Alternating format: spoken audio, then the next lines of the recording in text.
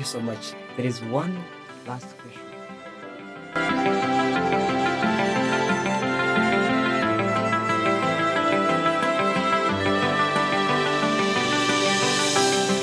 Oh, thank you so much, Jedka Media audience. We're glad that you're here today for a very special interview with Dr. Hamdi Mohammed. She's the founder of Health and Climate. Climate and Health Connect. Climate and Health Connect. So today we want to hear her perspective in terms of what she's doing to help the women, what she's doing to help people in Eastern. You know, when you are seated in an office like this, most of the people would think, well, you're here for your own business, but sometimes you're here for connections and trying to help people from where we come from. For most of us, we try to tell the story. They say, if you want to poison people, you poison their stories. But for her, she wants to change the perspective of Middle Eastern, not just being a place, a dry place, but a place where dreams, or people dream and people have something that will help others. And for her, she says she has a good heart, a very big heart to accommodate people in the Eastern and even other parts of the country. But I've introduced and said much about her. She'll tell us who she is, and we'll dive deeper into what she has for us today. Welcome, my name is Conqueror, and as you always know, this is Jedka Media. Let's go. So, first of all, first thing first, who is Hamdi or Mohammed? Tell us. Thank you so much for this platform, Courier. We really appreciate. So, Hamdi is a medical doctor by profession, the co-founder of Climate and Health Connect, an organization, women-led organization that deals with climate change and health. I'm also a trainer of trainees in gender-based violence in PCEA. I'm also a student of the universe. We had founded this organization a few years ago I'm very passionate about community service, and we really want to change the community being just stories like not getting out of the communities, people just assuming that certain community has ABCD, certain community is known for this. While this generation, the youth, we have so much energy, we have so much passion, and we really want to air out so many things to the world, yet we don't have the platform. Yeah, clubs. We have environmental clubs, we have mental health clubs, we have women support groups, and all these is platforms where people interact the problems at the community level, then air it to the next level. Yeah.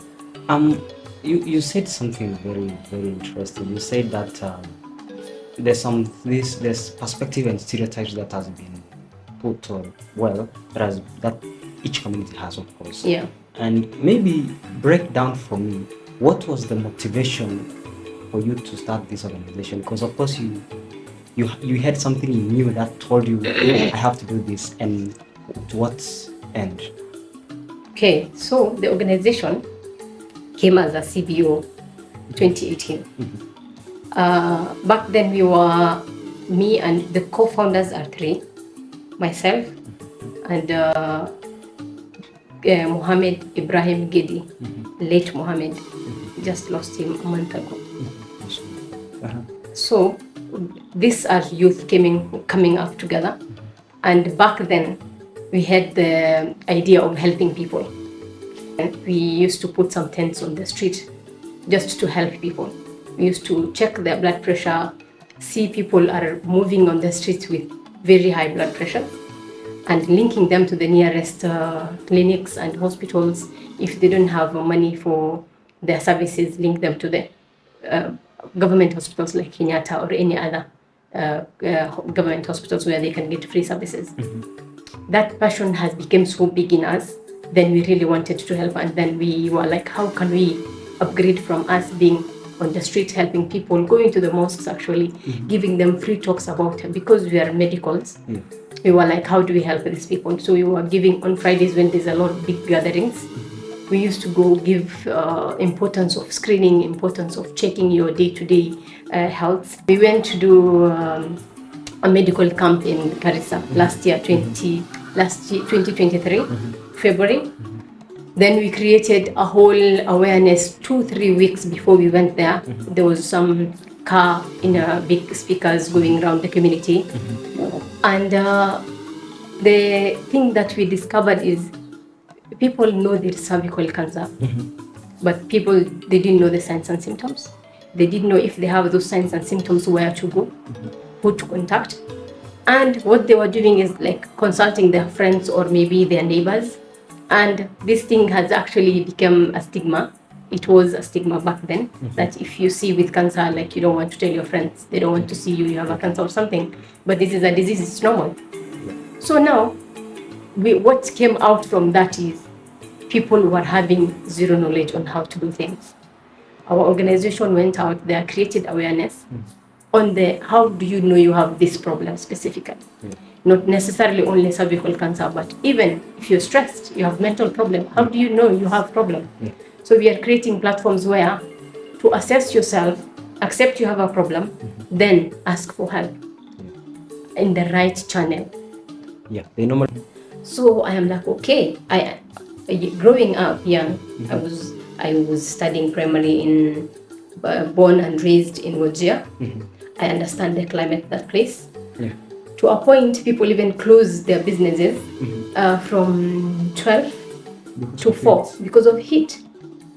You know, back when I was going to school and I have to go back to school in the afternoon, what we used to do, we used to take some wet clothes and put on our heads and move with it and go to school because of the heat. Yes. So my point is, you know, if heat is there, you can't fight the climate. So, but you can come up with ways of solving the problem. Number of cataract in Northeastern is the highest in statistics. And the reason is because of heat. You know, cataract blinds you. Most blind, if you go check statistics, blindness comes because of cataract. Cataract because of, again, climate change, high heat. So if these problems are actually brought out, and you really say cataract is there, allergies are there, lung problems are there, mosquito problems are there, and all this is because of climate change. And I've seen all this in where I was growing up in Wajir, in Northeastern. Then the interest came because of we have all these problems that are in books, that people are talking about all over, COP28, all the seminars, climate change and everything is actually visible in my area. So yes, we are an organization that works in the ASAL areas, not only Northeastern, but the whole of 10 counties that is ASAL. Yes, Siolo, Marsabit, Turkana, Samburu, all this. And one common thing is there is heat affecting all those areas. Now, let's now go to what are now some of the specific things that the organization has done as far as now going to try to tackle this. So, good question. So, as I told you, the organization is young. We recently became active, 2022, 2023. And, you know, when the organization is young, you face challenges, you don't know. And then the people who are running are youth. Sometimes you don't know which channel to go, how to ask for this, if you want capacity building. Because you have the idea, you have the energy, you have the initiative. You don't know what to do so that you achieve your goal. You have the goal at hand. So one of the things you've done really well is advocacy, creating awareness. We had done women empowerment. We went to schools. We went to Garissa. We went to girls. We went to different schools in Garissa, where we were like 5 to 7 female doctors coming from Northeastern, going back to Northeastern, and empowering those girls. And then this high school girls seeing ladies who are from this area, who speak the same language, who are, you know, being born and raised here, now becoming medical doctors, taking this initiative, they were empowered. So we were like, how do we help this? Then we created clubs of 15 to 30 young of male and female, where the leaders of those clubs should be trained. We have climate champions on the ground, we have health champions. And there are a small group of people, call them mental health club, climate club, or education club, women's group. And in this, we want these people to discuss what exactly is happening in the community. In the community. Yes. Let's say there's a mental health club. In mental health club, people have stress. Mental health is a big issue. Yeah. It's really a big issue, and it can hinder you from doing your daily work. Yeah. And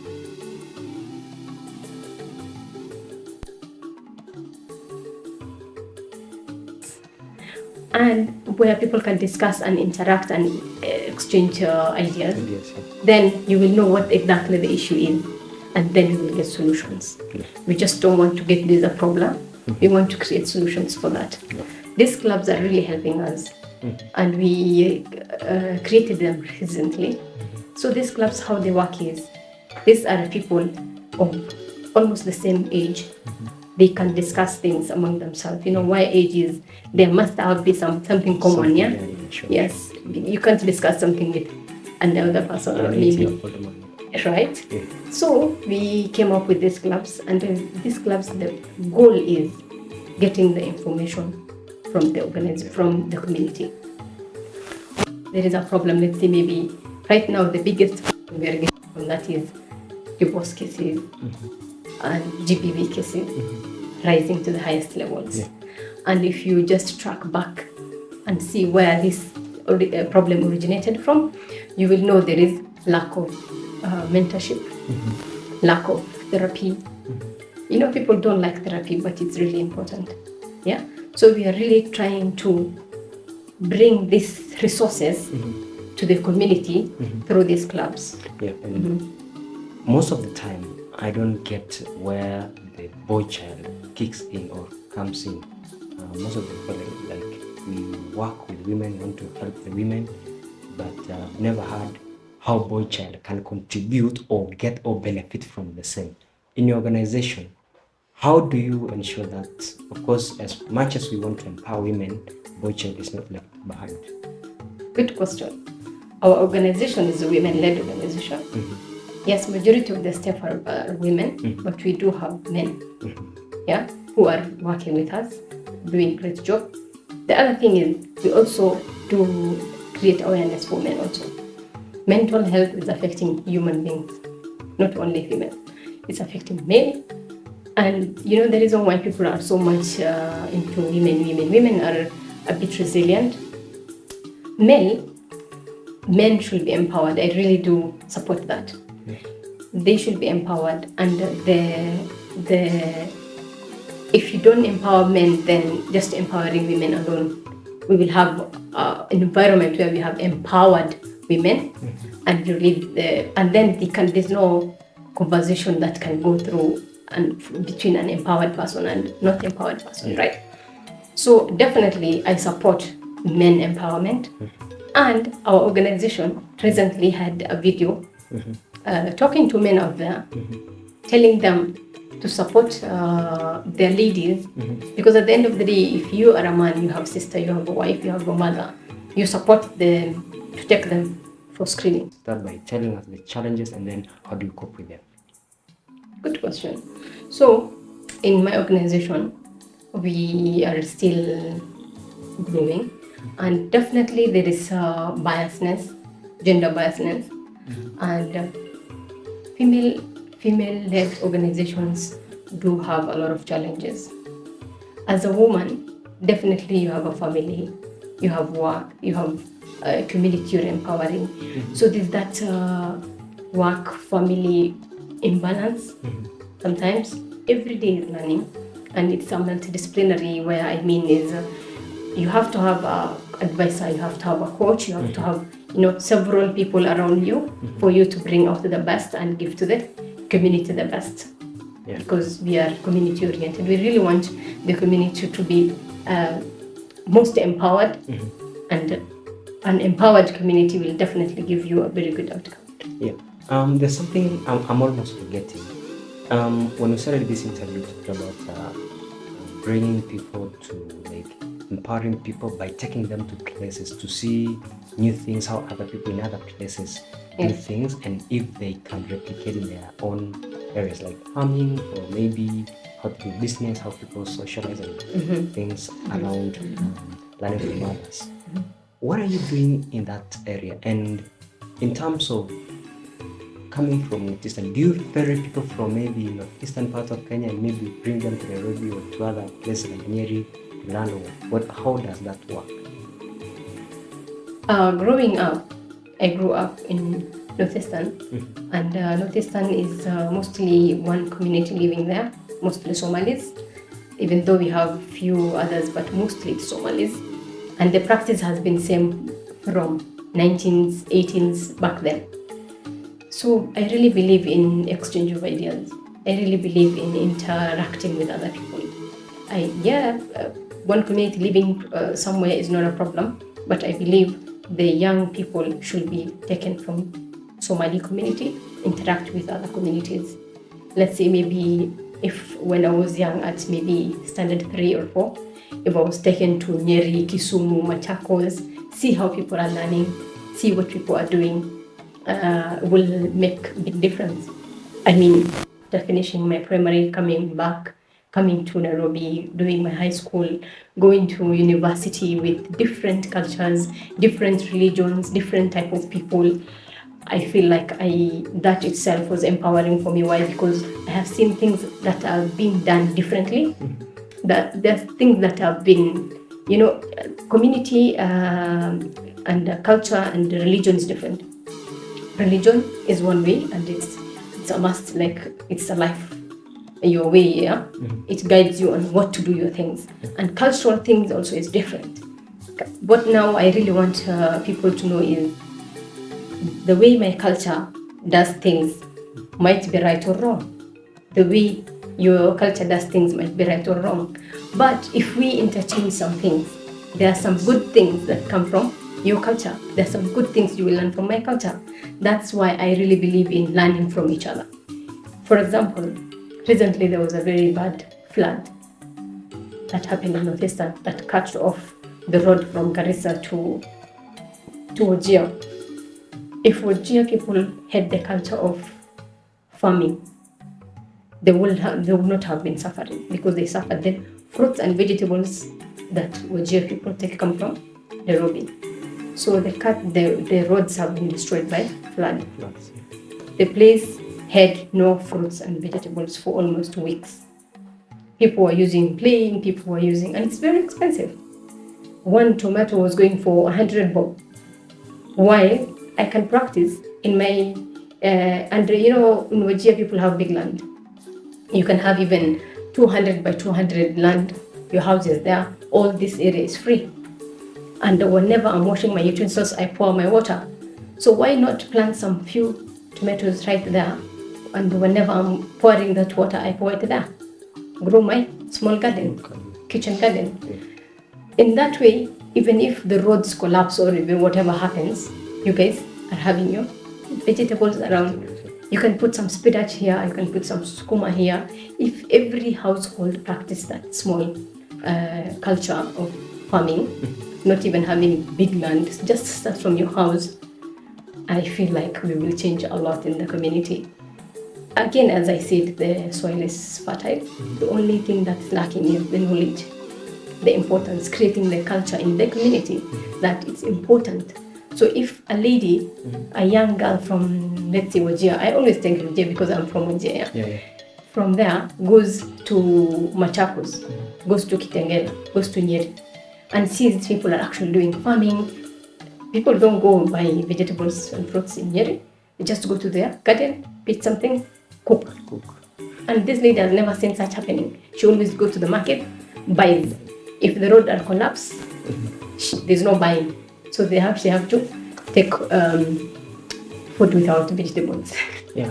I've seen organizations myself, being a journalist, I've interviewed so many people in terms of those who are running foundations, organizations. Yeah. Many, and I can't say all of them, but some of them are self-serving in terms of they come up with an organization, an NGO, and foundation, not specifically to help the people. We've seen in Kibra where we have so many organizations trying to do A, B, C, D, but inside it they are there to collect money and enrich themselves. What's your take on it? Okay. Everything starts with the inner force. As I told you earlier, our organization just started from deep passion on community. We really want to help the community. I will never say we are there for getting money, because number one, the founders are people who have life, people who have careers, doctors and lawyers. These are people, if tomorrow, if they go their own careers, they will get their own money and get satisfied with their life. But we had changed that route and came to the community, because we know that people are suffering. And if we have that idea of giving back to the community, as we started, we never had founders. We never had, donors. The donors came later after we were out there and have seen we are creating advocacy, we are creating awareness, and we are really for the idea of helping people. So the whole point is our main mission and our main vision is coming up with a community that is self-sustainable. Yeah? And coming up with that, then you have to give back to the community. If you sit somewhere and you get money from the donor, and instead of giving to the community, you're giving it to yourself, you're not doing the right thing. Yes. What can you tell people in Pakistan from the perspective of people have to learn something for them to be self-sustainable? Yeah. What can you tell them? Maybe just look at them and talk to them. Hello, my people. The future is bright for us all. You have the young, energetic, passionate group youth from Northeastern and from all over that are actually missioning up and ganging and coming to Northeastern, not only Northeastern, the whole of Assam, and extend to the whole of Kenya, that the advocacy, creating awareness, and getting the real problems from the community is what is the most necessary thing, and that's what we're doing. What we really want to practice is we really want to do some inter-county exchange, where Wajir County exchange ideas with, let's say, Nyeri, Kisumu, Machakos, Garissa County exchange ideas with all this. Also, Nyeri come to Wajir and people interact, and let's have a platform where people can exchange ideas, and because 2-3 minds are better than just one mind. Thank you. Oh, thank you so much. Thank you so much. There is one last question that I've forgotten to ask you. Yeah. How old is Hamdi? And which level of education so far have you achieved? Wow. We usually say in my culture, we usually say you don't ask a ladies in age, but no worries. I'm old enough to give back to the community. Okay. Yes. Okay, nice. Thank you so nice. much. Thank you so much, Hamdi. So we've been talking to Hamdi, who is the founder of Climate and Health Connect, an organization which deals with creating awareness, advocacy, and ensuring that the community are empowered. Because one thing is for sure, without information, people will perish. And they say people change in two things: either pain, where they have gone through pain and learned through that. Okay. Yes. Okay, nice. Thank you nice. so much. Thank you so much, Hamdi. So we've been talking to Hamdi, who is the founder of Climate and Health Connect, an organization which deals with creating awareness, advocacy, and ensuring that the community are empowered, because one thing is for sure, without information, people will perish. And they say people change in two things, either pain, when they have gone through pain and learned through that, or information, which definitely what she is doing. Thank you so much for your time. My name is Caleb Kurir, and this is Jedka Media. Bye-bye.